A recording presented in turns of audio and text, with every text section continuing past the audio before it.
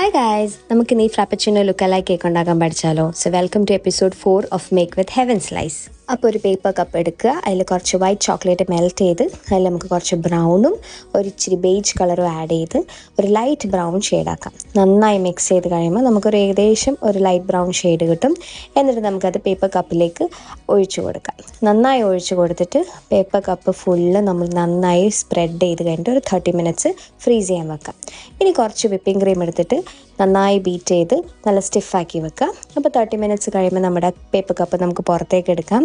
അടിപൊളിയായിട്ട് വന്നിട്ടുണ്ട്, നല്ല നീറ്റായിട്ട് വന്നിട്ടുണ്ട്.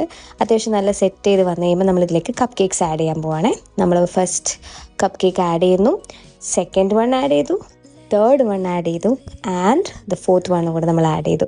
ഇനി നമുക്ക് വിപ്പിംഗ് ക്രീം വെച്ച് നമുക്ക് ഒരു ഔട്ടർ ടോപ്പ് കോട്ടിങ് കൊടുക്കാം. അപ്പോൾ നമ്മളൊരു ഫ്രാപ്പേ പോലെ കൊടുത്തിട്ടുണ്ട്, ആ മുകളിൽ കൊടുത്തു. കുറച്ച് ഫില്ല് ചെയ്യാവുന്ന ഭാഗത്തൊക്കെ കൊടുക്കാം.